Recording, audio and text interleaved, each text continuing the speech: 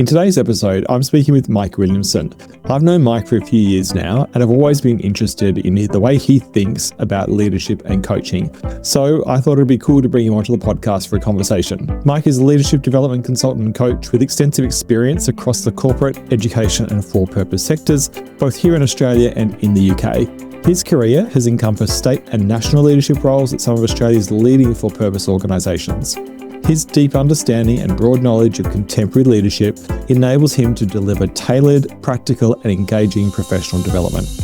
He's been told, an unhealthy obsession with Arsenal Football Club, going to the gym, and reading books about leadership, teams, and coaching. It was a great chat that left me with new tools and ways of thinking. I think you'll enjoy it too. Welcome to the podcast, Mike. Great to be with you this morning. Really pleased to be invited on. So my name's Mike Williamson. I'm a leadership development consultant and coach, and I bring experience from several sectors, including corporate, education, and not-for-profit, both in Oz and in the UK. I think what's interesting is I started out as a management consultant, and my career has come full circle. So what I tend to focus on in my work is helping leaders become better coaches. For example, also how to establish trust and psychological safety in their teams. But I'm sure we'll get into the detail of that as we go. I'm based in Melbourne. Live in the inner southeast with my partner. Got 3 independent adult. I don't know what the word is, but I've kind of children. And recently a grandson as well. So yeah, that's a little bit about me. Amazing. Yeah, recently a granddad. That's exciting. That's cool. It is cool. It's a bit kind of confronting as well. The last time I looked at my watch, I was still in my 40s, Nick. So it's come around. It's a wonderful thing, though. It really is. So nice. I thought we might just jump straight into it. And I know we've sort of had our notes backwards and forwards. And one of the things that really stood out to me was you had a big list of things that that you said were the biggest kind of impacts in your life. And there were different dimensions, professionally, personally. You mentioned your partner there as well in your intro as well. Take us through, what are some of those memorable things for you? What are those impactful things that have happened for you? Yeah. I love this question. I think it's quite a hard one in some ways, but when I think about influence or impact on me professionally, there is one huge standout. I know someone I worked with a couple of decades ago who was an amazing leader of an organisation. He was a mentor to me, and I suppose what he opened the windows to me around leadership and how you can really drive excellent results in a team, but you can do that and still maintain great relationships. And in fact, the two go together. So he was a real mentor. I think, I'm still in touch with him actually, and that. I think that's where the seed for me was sign of, if you want to call it, fascination with leadership. Yeah, nice. So, professionally, that is an absolute standout. Yeah, it's interesting, isn't it? Like I'd talked to so many people, about how they came to do what they do. And a lot of people, myself included, can kind of look backwards and look at a situation or a person and go, that person, in that situation, in that context, really had a big impact on me. I think everyone's got at least one of those stories along the way, at least one, I reckon. Yeah, absolutely. And I think that kind of drives my work when I think about when you're in the workplace, if you have a leader who is that influential in a very positive way, that has so many, knock-on benefits to the people that they lead. That was maybe a junction in my life, meeting that person and being mentored by them. Yeah, amazing. I think the other thing to mention here, though, is that sometimes in the workplace as well, still, we we come across people who perhaps are the opposite to that, and they're not very pleasant, and they lead a toxic environment, and they teach us an awful lot as well. They teach us how not to do it, right? And there's some dangers in that, which we might get to. Yeah. It's true though, isn't it? Like the two sides of the same coin, right? It's like, well, this is what I like and what's been impactful on me in, I guess, what we could say in the positive way. And then, here are the impacts that have had on me in a negative kind of way. Like things I didn't like, things I didn't enjoy, or that might have been full, or whatever it might be. Yeah. And that makes me think of something. I remember probably 10, 15 years ago doing some professional development and personal development with a coach who said, when you're a leader, you will leave an emotional weight, whether you like it or not. Yeah, it really kind of resonated with me. And so you need to get intentional about what impact you have. Wow. So that's really interesting. I think that whole area about impact and intentionality. And the other side of things, personally, I think my parents, I grew up in a very loving environment. I don't think my parents had any intention at all. I don't think in those days many people had the knowledge about it, right? But the most important thing was there was care and challenge, actually. The idea that I think that my dad saying, hard work brings you luck, which I think is true, but you kind of have to fight that work ethic thing sometimes as well to get the balance right. Yeah, and as you're saying that, like it makes me think about, I've got this very visual picture in my head of like a big cruise ship, like cruising through the open ocean with that wake that behind it, and so impactful. And that's happening, like you said, regardless of what we're intending. That kind of wake is happening, and that intention versus impact question is really interesting too. And it's something I talk a lot about in mental health first aid training, because people will say, well, I had good intentions. I wanted to help, but maybe the way I did it really had an impact that wasn't quite what I wanted. So this kind of intention and impact, they're separate things that kind of work together. And I kind of feel like you want both of them in your sights to kind of really do things well, and they should align a little bit if you can make that. But it's such a visual way to think about that emotional wake. Yeah, it's really interesting.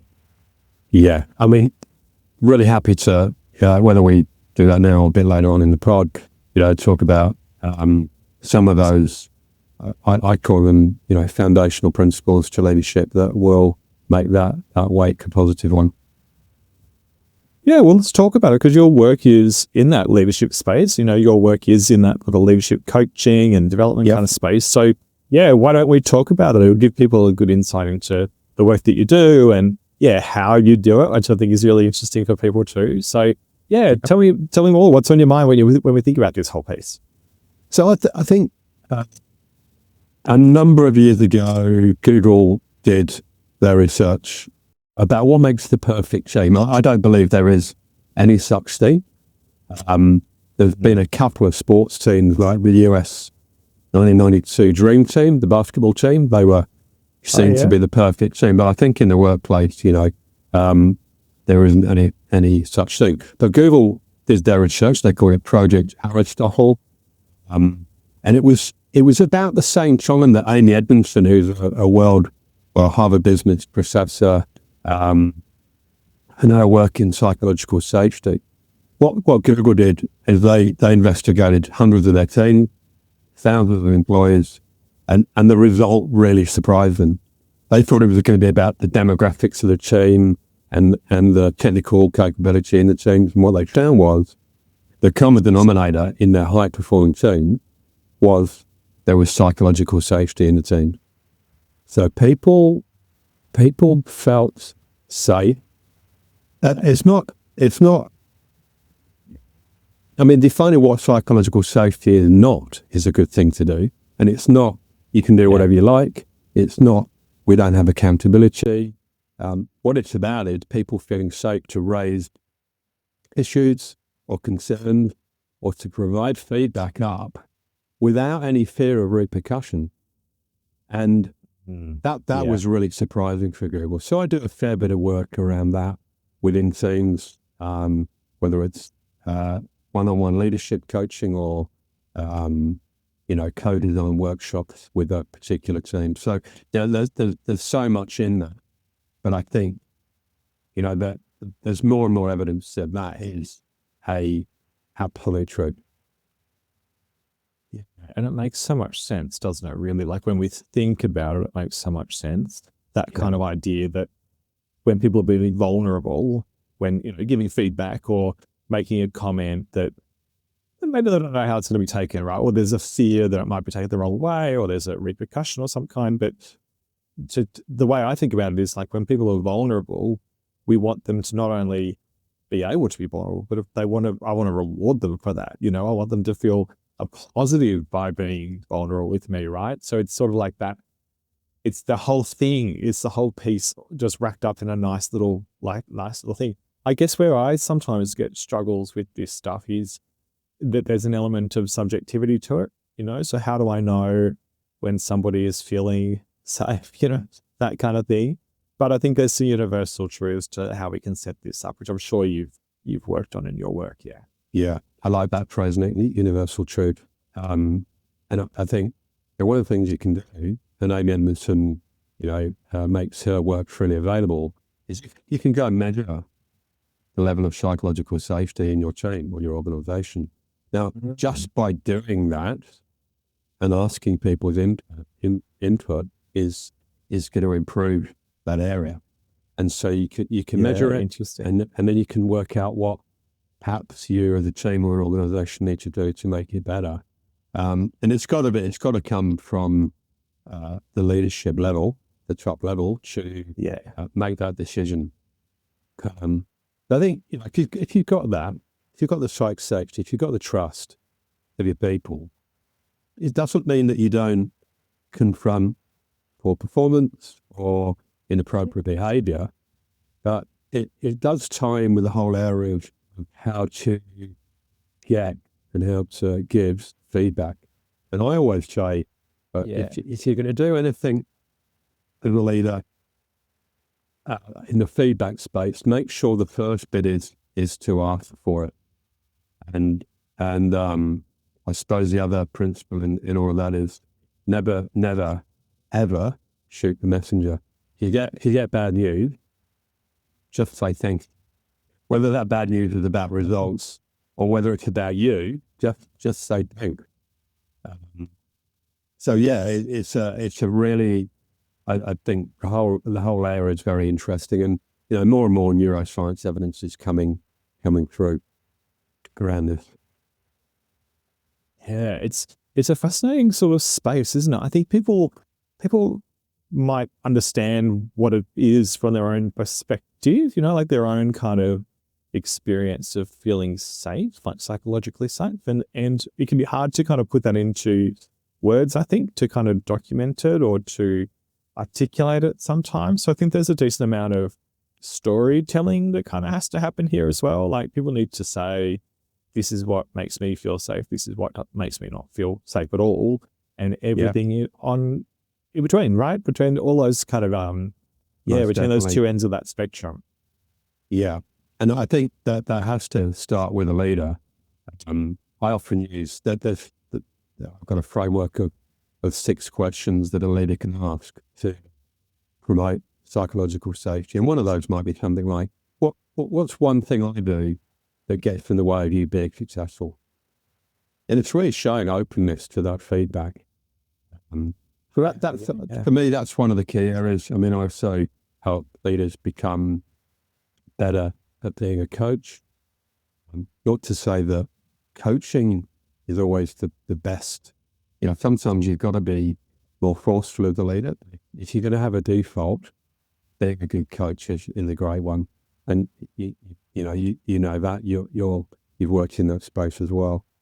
When I work with an organisation, I find that there's less efficacy if I come in and go, we're gonna cover these things. I tend to go in and listen to what is happening in the organisation or the team, and then we'll co-design around certain frameworks. Nice. Yeah, it's interesting. I feel like, and it taps into something you and I talked about in our kind of pre-podcast kind of discussions. It's about those kind of connecting leaders, as you put it, like connecting leaders, middle managers. People might kind of know these people as, and I find that a lot of the time people in those roles, because they have that pressure from above and that pressure from below, it can be a really difficult place to be vulnerable, right? To be kind of vulnerable with people, because you've got all these different kind of stakeholders, and at the same time, we have such big expectations for this group of people in our businesses and in our workplaces. Talk me through, I know you're passionate about this kind of wording around this stuff. So talk me through, middle managers, connecting leaders, that whole piece, because I think if we understand a bit more about the differences and how we think about those folks, then we're going to do a better job at supporting them from a psychological safety point of view. Yeah, absolutely. Okay, well, you've hit on the topic here, Nick. You're going to get me started on it. I think, go for it. Yeah. So look, calling these people middle managers is just the tip of the iceberg for me. I mean, we talk about aspiring leaders, we talk about senior leaders, executive leaders, and then we go, you're middle managers. You're not even leaders, you're managers. And so I love the term connecting leaders to this group, because they connect the senior with the front line, they connect strategy with operations, and they are leaders. I mean, you don't have to have a leader in your title to be a leader, of course, but the thing that really, I don't know whether disturb is too strong a phrase, right? But I know that in the corporate world, I've had people in the corporate world who experience this. In the not-for-profit, in the local government area, maybe not quite so much. But we say to someone, you're really good at your role. I love what you do technically, and we're going to promote you to lead the team. But we're not going to give you any training or support. It's extraordinary that we do that we expect someone, because for me, what it does, I can get a little bit strident on this one, but I do feel very passionate about it, because if you let someone go into a team leadership role and they haven't got the support or training, they've done none of the foundational principles, it will affect their mental health. They'll be really stressed. They haven't been given any guidance. I'm not saying it happens all the time, but it does still happen. But, we're talking about emotional wake. How does that affect the people that they're leading when they haven't had any training? So Such a good question. I mean, I will pause. I can go on and on about this one, but it is a really important, we think about future leaders as well, and the future of organisations. We've got to nurture. It is interesting. I mean, that's very much my story as well. I was gardening early in my career, thinking about how I got you still there. Are you connected? I lost you. Oh no, there you go. You're back in the room. Yeah, when I was gardening yesterday, I was thinking about this. You have to garden regularly. You have to clean, you have to prune, you have to water, and in the same way, we need to nurture people. That's not to say we let them do what they want. It's so true. I'm thinking about one of my first real jobs, when I first moved to Melbourne and decided I wanted to work in adult education, and it was a not-for-profit, and the leader there left, the coordinator left, and they literally kind of looked around and went and said, who's good at their job? And they said, oh, Nick, you're good at what you do. This is literally the conversation we had. They said, Nick, you're really good at what you do. Why don't you be the coordinator? And I was like, great. Like, as a young kind of 22-year-old, I was like, fantastic. I'm going to be a coordinator. Like, that's amazing. And that emotional wake, that idea that you've kind of planted in my head now, when I look back at some of the challenges I had leading that team, it was the emotional wake I was leaving behind. I felt great. I thought I was doing a fantastic job.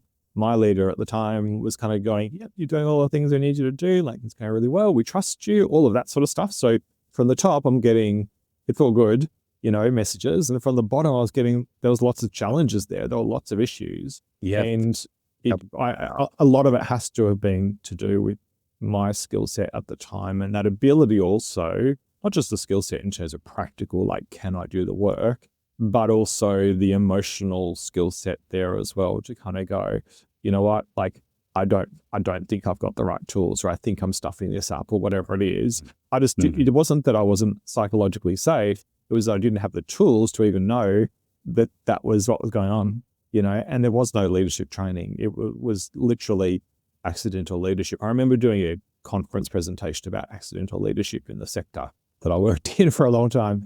And it was that story, and it's so common. And that question you posed before about it's got to be bad for our mental health. I think there were definitely parts of that job that really challenged me in terms of, like, make me feel stressed. But because I wasn't so aware, I didn't have the impact, right? So it's this kind of awareness. The more we know, the more we can do, that kind of piece. It's really interesting. But that wake idea, I have things from each of my memory now about conversations I had that I can still remember. That was definitely because of the emotional wake that I was leaving behind as a leader, as a manager in that place. Yeah. Yeah. And, what you made me think about there is the fact that, or the idea that, it's got to be driven from top level of the leadership. But, what are we trying to do? Are we just after getting things done? Are we just after getting the result? Surely we want to help people grow and develop. And I think that's what the best leaders do. And you need to be given guidance on how to do that. I talk about this all the time, that, how you define leadership, the words you use around that are really important. And I have simplified it over the years into, great leadership is about getting results through other people, but helping those people develop along the way. And you've got to do both. Yeah. Yeah. I mean, if we're going to achieve results through other people, we need to make sure that those other people have got the skills so they can get the result.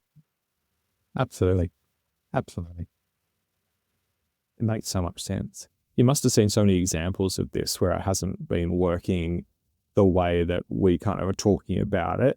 What do you think the barriers are for people that are in that situation? They're stuck as leaders or managers or, coordinators or whatever kind of words we're putting on it. What do you think the barriers are for people who are in that situation, might want to change it or don't know that they need to change it? Like, from your perspective, working with them, what do you reckon the kind of key barriers, or maybe not barriers, but what are the things you focus on with that person to help them see through it? Yeah, it's a great question, Nick. I love the question. I think for me, it's about kind of individual awareness, self-awareness, and it's also about the social awareness within the organisation. And for someone to change and grow and develop, sometimes it's about stopping, it's about what you stop doing.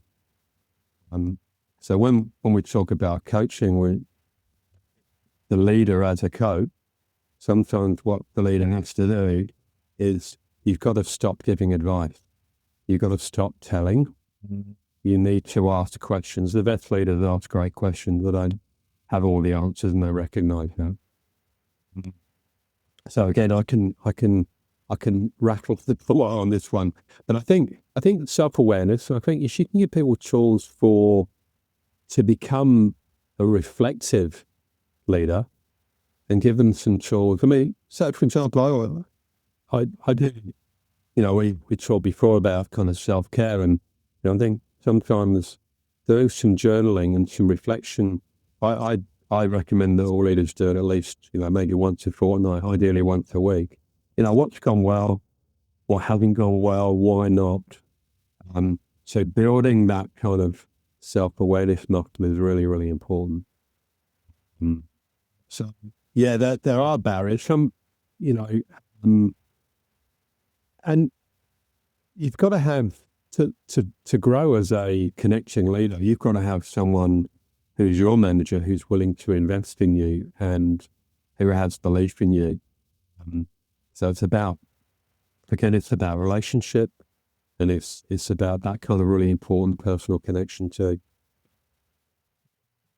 And having that external person, I think, like in your role as a coach, to have someone sitting completely thoroughly outside the situation, kind of objectively offering insights and observations, and in that style of a coach, sort of asking some questions about that, letting people come to that position as they are able to, I think, with that external support. And we see this the same with when we're talking about mental health and supporting people with their mental health. Often they need the external person because for whatever they're going through, they cannot do it themselves. You're right. It's an inability, and it's not a competency-based inability. They don't have the capacity. They're unable to. It's not a question of can they, can't they, should they, shouldn't they. It's just like they can't. It's like saying, well, that chair, I could, the chair I'm looking at, I can wish for, to the end of the day that it turns into a table, but it can't. So it's sort of like, well, if I sit there and I keep going, as soon as that chair turns into a table, everything will be fine. We're not really doing the right thing. Yeah. Yeah. And I think maybe what that suggests to me while you're talking there is, about helping people with their mindset. And when I'm doing one-on-one coaching, whether that's at a senior level or more, in the connecting leader space, or sometimes even with aspiring leaders, really, it's quite often that people are at a crossroads and they want to move up a level, or they want to go and do something differently. And that sometimes just all it is if someone in your corner to go, you can do that, because our own self-talk, and in mental health, I know you sure talk about this kind of areas, is so important. That's not to say just by believing you can do it, but it's a really important first step. And the other thing I find in one-on-one coaching, particularly at the senior level, is quite often, I'll be working with someone that comes to coaching because there's a real pressure, and it might just be, I doing some work with a leader a couple of months back who he just wanted to leave the office before 7, 3 days a week. And so that was the struggle, and that's definitely that's around that's definitely got a mental health aspect to it as well. And then sometimes it's quite often in the coaching one-on-one space, it's about interpersonal challenges at work. So that requires, self-reflection, a bit of work. And once leaders can come to that realization that it's perhaps about what they do and the effect and impact they're having, that's when you can get, those light bulb moments and, if you like, a bit of a step change. Yeah, it's such an interesting space to work with people in, because I feel like part of what we're asking as a coach for that person to do is to be that vulnerable piece, to say, well, I don't know, or I'm not sure, or maybe I don't have the skills. And so, if they're not feeling that kind of safety in that conversation, then it's really hard for us as coaches, if we're working in that coach forward kind of way, that it's really tricky to do that. But again, I guess it goes back to the basics, doesn't it? It's about, well, we spend time creating those relationships. So we spend time deepening the rapport and the connection, so that we can kind of do those things. It's a bit of a safety net for those challenging conversations. Most definitely. I couldn't agree more, Nick. And I think that one about, you have that connection, the trust, the safety, because, the best leaders will, I think confront's not the right word, but they will challenge. And if they see someone who is not pulling the weight, or they think they've got even greater potential, then, it's kind of holding the mirror up, actually, quite often. And whether you're a leadership coach, or whether you're their manager in the workplace, I think it's really important to do that when you need to. So that underpinning piece around trust is and connection is so important. I think the holding the mirror up kind of analogy is a really nice one, because one of the things that I kind of focus on when I'm working with people to support their people, from a mental health perspective, is talking about reality, or just kind of objective reality, like what's happening, without the judgment. So it's just like, well, here's the facts. Here are the factual things of what's going on, and really working hard to strip away any of the judgment about this is good or this is bad, or this should be more of this or less of this. And the mirror just reflects what's there, right? It just kind of reflects what's there without the judgment. It's like, well, if you see something in that mirror that you don't like, it's not the mirror. It's the fact that there's something there that we don't like, or maybe something we love that we want to do more of, right? So this reality piece of being objective can be so hard when you're in it, like you're in the storm. It can be so difficult. So again, to have that outside kind of assistance with that's really nice. Yeah, absolutely agree. Yeah. Interesting. There must be so many other kind of other ways that mental health kind of intersects in your kind of work.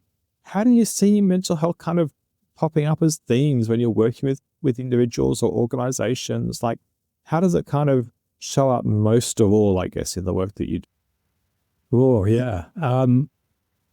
I think in a lot of my work, not all of it, Nick, but a lot of it is in the for-purpose sector. And quite often, I often think some of the leaders you meet and come across and work within the sector, my word, what amazing things they would do if they had the funding. Okay? Oh, yeah. If amazing. They had the same funding as some of the corporates, wow, what change we could see.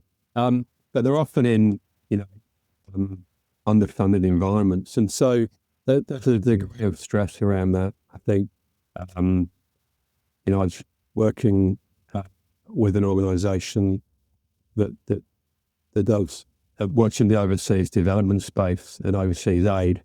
And, Trump's policies have impacted on them. So there's this kind of out of control sense for them about the external environment. So that kind of stress part of it is, that's quite prevalent. I think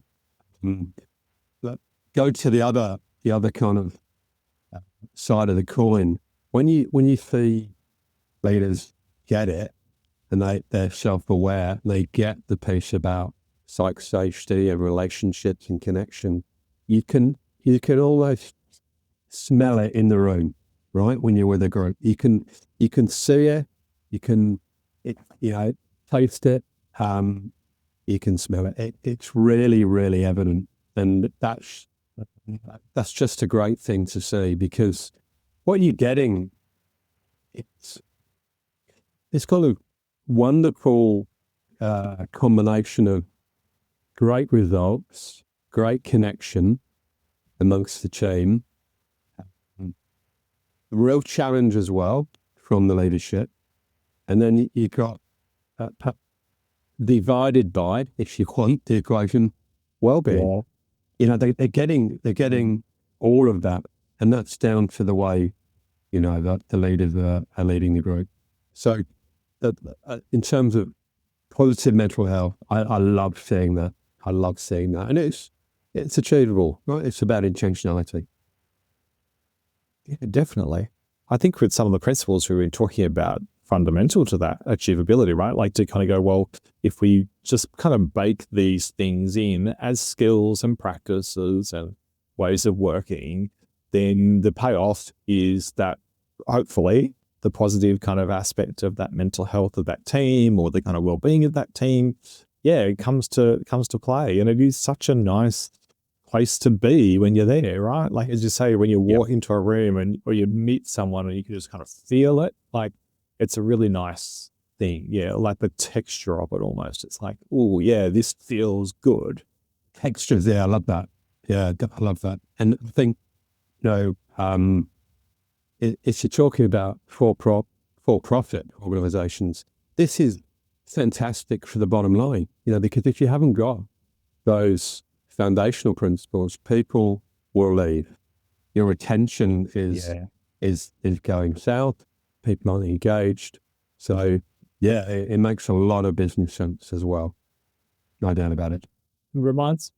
You're absolutely right. I mean, it reminds me, or it kind of brings up to my mind that question of values as well, like our personal values, organizational values, and where there's alignment there, then, there's less friction kind of thing. And I find for our folks that I work with in not-for-profits, there's often a very strong values alignment between what they like and what they want to do and how they want to walk through the world and the kind of work that they do. It's quite often that I'll meet someone in a not-for-profit and I'll say, how long have you been working here? They go, 15 years, like a long time, because there is that kind of values alignment as well. And I think if there is that values alignment, then that's a positive thing in that step of the well-being, but it's so fragile because not-for-profits kind of also have these realistic challenges like funding, resources, and all of things. So it's a really difficult space for people to be in a long term without feeling some of that pressure or that stress or that kind of impact on well-being.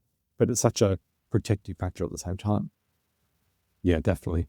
So I think, my understanding is that whether they're laws or regulations, Nick, in Victoria by the end of the calendar year will come in line with other states and territories around psychosocial hazard in the workplace, treating those hazards the same as any physical hazards, and it's about time. But that's going to be something organisations really need to have a look at. And I don't think it's not necessarily hard to do. It just requires, leadership, commitment to make that happen. Yeah.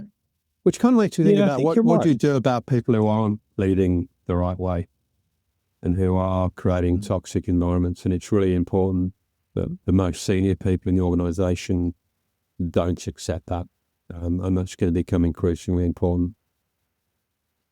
Yeah, I agree. I think it's interesting, this kind of legislative landscape that's changing, because in a lot of ways, I think, as companies and things, we always had that obligation to make sure this was a safe workplace. And now it's going to be super codified in kind of going, there it is, right? So I keep on saying to people, hopefully, like, we're investing our time and money and effort and energy into this from a prevention perspective, rather than coming at it after something happens. And I think, unfortunately, probably for some organizations, it's going to be a little bit of like, something's going to have to happen, unfortunately, before we see that effort, before we see the input resources into kind of developing that sort of muscle, which I think is really unfortunate, but that's kind of how it is. But the smart organizations have had some of this stuff in place for a long time because they've seen the value of it.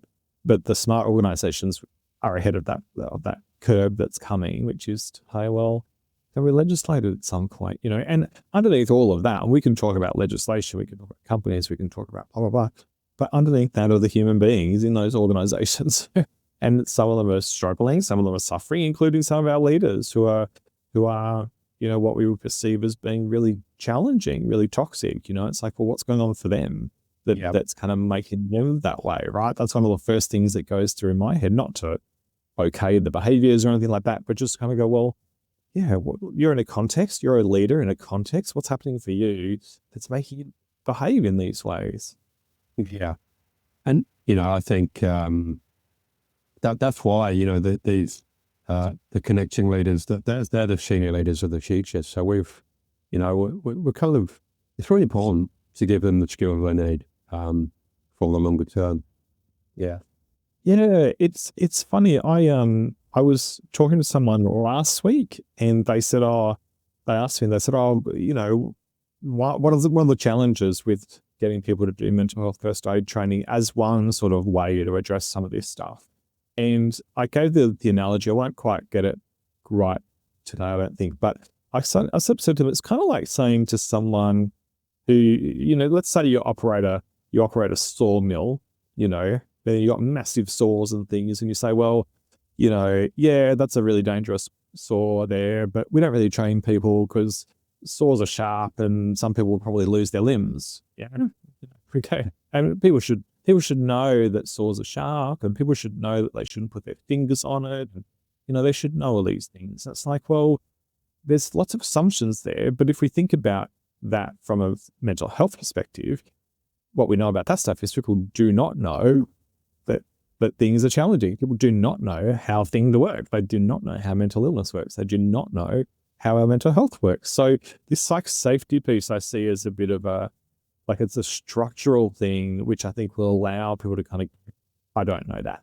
I don't know that. I need to know that. Like to know that. It's like an enabling force, I think, for some people, but I think it's been really hard for others. Yeah, sure, I agree. Yeah.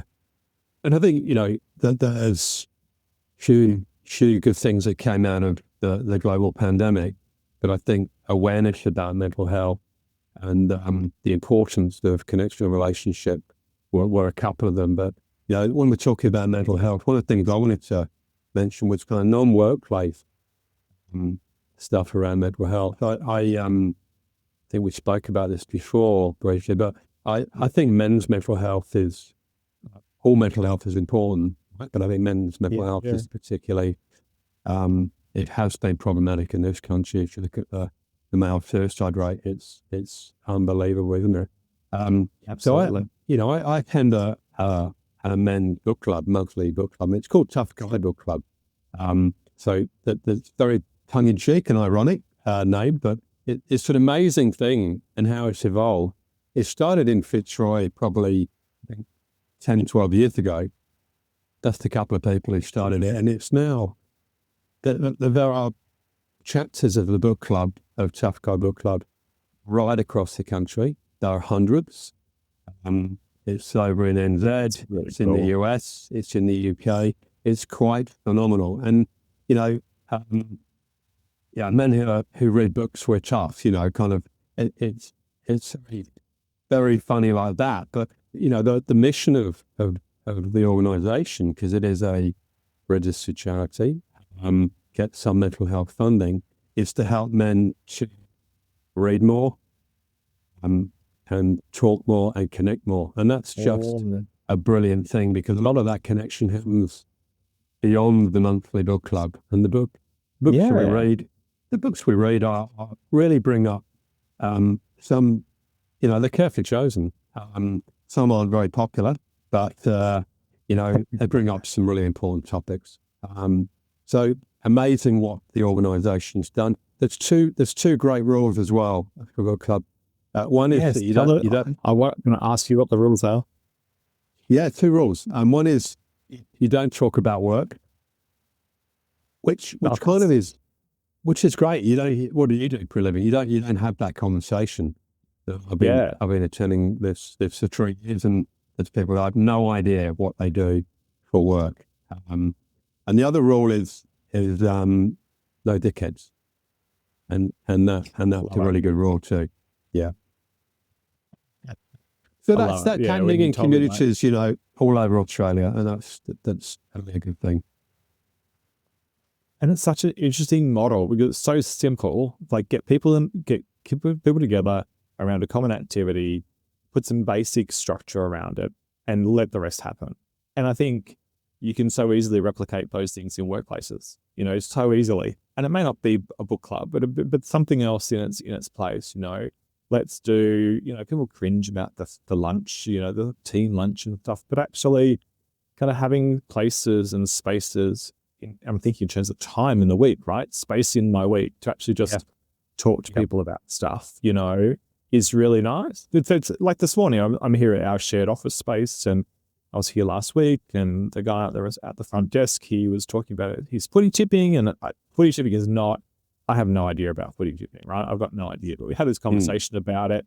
Then I saw him again this morning. He was making my coffee, and I said, how's your footy tipping going? And he's like, it's going really well. Like, it's going good. And it's just, to be really honest, footy tipping is not really my jam at all. I'm not particularly interested in football, but in terms of having a talk about something that's a bit different, that's not about work, it's not about who we are as people, it's just about this other random thing, allows me to feel like I walked away with a smile on my face going, oh, we're really connected about that, and it's not like our lives have changed right now, but it's like, well, I got that little hit of, that was nice, that was a nice connection. It was a nice thing to be able to do. And I felt like I've enabled that for them as well, right? So yeah, just these simple things I think can be so important. I don't think we need to overcomplicate some of this stuff. I agree, Nick. And one of the things you just reminded me of is, I think during or just after the pandemic, and there was, initiatives all over the place around well-being, and there was quite a lot of, I don't know, it wasn't boredom. It was like, we're not doing games again, are we, on the Zoom meeting? And I think that the smart teams and organisations learned that there is actually no one size fits all for this. People will, different things help with well-being with different people. And so giving people agency in an organisation to set up a group or do different things and, find their own, as long as the organisation can facilitate that, that's the important thing. But those organisations that don't, recognise the importance of well-being they'll get left behind, I think.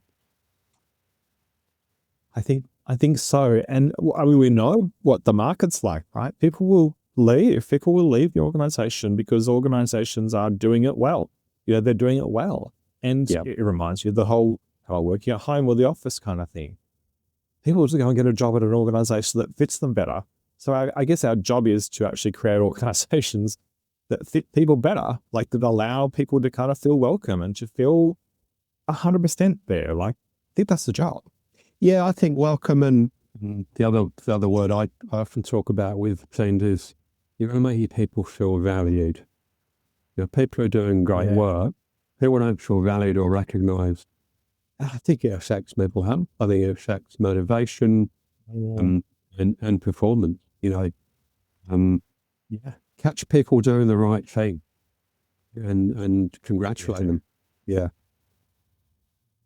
It's a nice thing, isn't it? It's nice to say, hey, that was really great. That was really lovely. And I think we need that balance as leaders. We need that balance. It's so easy just to focus on, hey, this needs improving, and, that hasn't been quite right, or maybe we could do this. And we can sit there going, oh, I'm being encouraging. I'm, showing people how to improve and things. But actually the genuine, hey, that looks really great.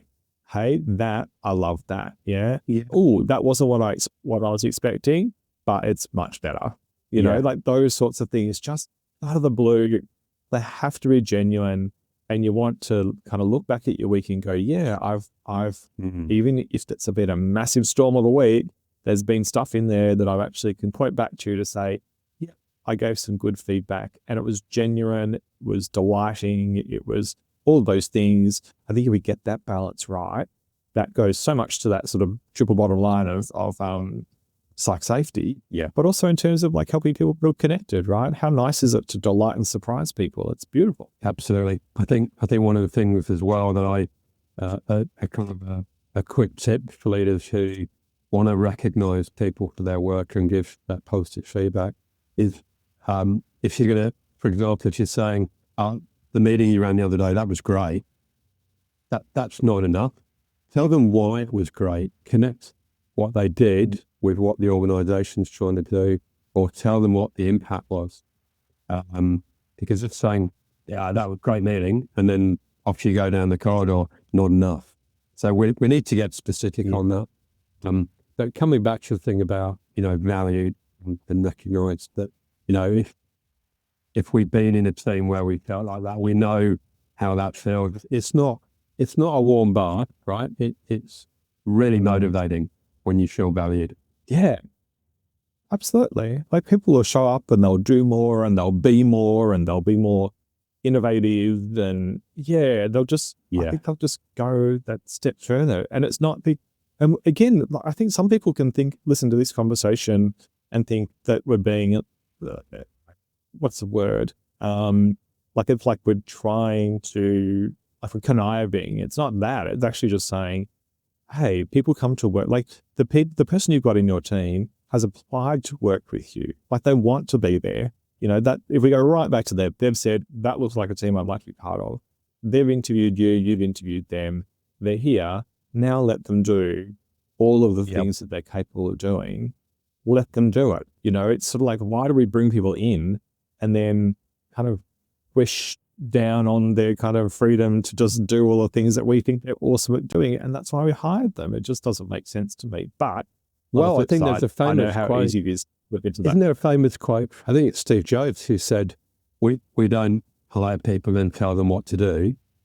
We hire smart people because they're going to tell us what to do, or something along those lines. Absolutely. So really important. One of the things I recommend leaders do is when you've recruited someone, you brought someone onto payroll, don't wait until the 6-month probationary to tell them how they're going. After a couple of months, ask them how we are going for you. I call them an entry interview, right? How are we going for you? What's good? What's maybe not so good? And it just, people are kind of quite taken aback by it when you start doing it, because it doesn't happen everywhere, right? But it does certainly. Really it's a bit of an injection of motivation and engagement. Yeah, it's such a reminder, isn't it, about that importance of that psych safety? Because I think if people don't experience psychological safety in those environments, when we say to them, so how are we going? If we're not creating those environments in which people can tell you, then we're going to get the top line, it's great. And we can sit there across the table as the leader going, I know that's not what you mean, but we can't really force them to say it. We have to create the environment in which they feel like they can just tell you, right? Like, I feel like if someone's going to their performance review and they're not sure how it's going to go, that's a problem. Definitely. They should kind of know roughly how it's going to go, whether that's good or bad, rough. But, if they don't know, then maybe they haven't had the feedback. Maybe they just haven't been definitely supported throughout that time. Yeah. And, that feedback, getting a culture of feedback where it's okay to, give feedback to your manager. It's also, feedback is something you do in the everyday. There's whole workshops that can be done on feedback and how to do that effectively. I'm involved in a webinar in a week or so with some not-for-profit leaders in the volunteer space, actually. So they help manage volunteers at their organisations, and it's going to be about, how do you elicit feedback, and then how do you give feedback effectively. And if you or I or anybody listening, if you've ever had feedback that was done badly, if we want to talk about the emotional wake, you just want to run. I was just thinking about the wake. Yeah. You just want to run away when it's done badly. Yeah. I've got a couple of memories which are now funny, actually, but at the time they certainly they didn't amuse me. But really important capability as a leader to do that, to get feedback and to give it well. Interesting. Yeah, the conversation today has been so interesting because we've covered such different ground, right? We're talking about the psych safety piece, that connection bit, the leadership aspect. And it all kind of comes back to me, that emotional wake idea that we started off with, just kind of picturing, that sort of, in my head, it's triangular. It expands. It's like, the boat's this wide, but that wake is huge. And it lasts for ages. And we look behind a giant cruise ship, it's kilometers long. And we can be over there kind of going, oh, look where we're going. That looks beautiful. Like we're going over here. But there's someone stuffed back looking the other way, kind of going, but at that point, that was really rough for me. Yeah, or getting slapped in the face by a big wave. Absolutely. Totally. So is this, I'm glad that's resonated. I think one of the things doing at the moment is what do we call it? You can call it a newsletter or a series of articles about leadership. It's called How You Lead on Substack. And so I think haven't talked explicitly about the emotional weight piece for a while, but I think that article is going to come and it's going to have a photo of a big cruise ship with a big wake behind it, or maybe it's the ferry over to Tasmania. But yeah, I think it's a highly resonant kind of image, isn't it? It's I think it's relevant now. Yeah. Sorry, you go. No, go on. I think we're talking about leadership and we're talking about work. I think this is applicable in all areas of our lives, isn't it? And we have an impact wherever we go. We can try and be intentional about that. Sometimes it's really hard. Yeah, it's so kind of respond rather than react. But we leave that impact wherever we go. Yeah, it's such a impressive. But what I mean by that is like it's made an impression on me. This idea of that wake that we leave behind, and we're just doing what we're doing. And everyone's got a wake that they're leaving behind them too. It's not just the leader. I mean, it's everyone in that example, right? So if you had a harbour full of boats, they're all leaving a wake behind. And so it's complicated, right? But it's such a visual kind of way for us to just think through about how we're showing up, how we're impacting people, and how other people's wake impacts us as well. I think it's such a nice kind of summary of everything we've talked about today. I feel like you need to go on a cruise, Mike. I feel like you need to book a cruise and, just go and do that. Write that article on a cruise, go do you know what? I've never gotten the ferry across to Tasmania. I've always wanted to do it. And I will at some point, but I think I certainly feel like I need a holiday. I need some warm weather, Nick, so I'm maybe doing something in November, or I might leave it till the new year, but certainly, a cruise. I've never thought about doing a cruise, I'm going to say. But I don't mind a ferry trip. I feel like the photo on your article should be a photo you've taken. Oh, I like that. I really like that. Yeah. Okay, you got me thinking now. I'm a big fan of holidays and booking travel, so you'll always get that from me. But I think it's a lovely way to just think it through, and to again, like we're talking about. Yeah, you've said I'm yearning for some hot weather. It's back to that wellness. It's back to that kind of well-being piece, listening to what you need and how you work and what works best for you. It's a nice way for us to kind of think about our whole conversation today. I really enjoyed it. I really enjoyed our conversation. Thank you for that image in my head. When I think I'm pretty sure that in the next week or so, I'll be telling that story. So I talked to Mike and he told me about this idea about this weight that we leave behind, because it's so relevant to the work I do and the work that you do as well. But yeah, it's a nice way for us to think about everything we've talked about, I think. Yeah, that's great, Nick. And look, it's been my real pleasure to be on. I've loved the conversation, and I think, everybody's listening wherever this gets to, that the intersect between how we run things and organisations and mental health is so important in so many ways. So yeah, it's been really lovely to be involved. Well, thank you for coming on. It's been an absolute pleasure. We'll put links to everything into the show notes and things so people can find you as well. But thanks again, Mike, for being here today. It's been a real pleasure. Yeah. No worries. Thanks, Nick. Thanks for listening to the podcast. If you've enjoyed it, please take a moment to jump into your favourite podcasting app and like or rate us. It helps us to get found by other people, and I'd be really appreciative. My name's Nick McEwen Hall, and this has been another episode of The Mental Health Couch. Bye for now.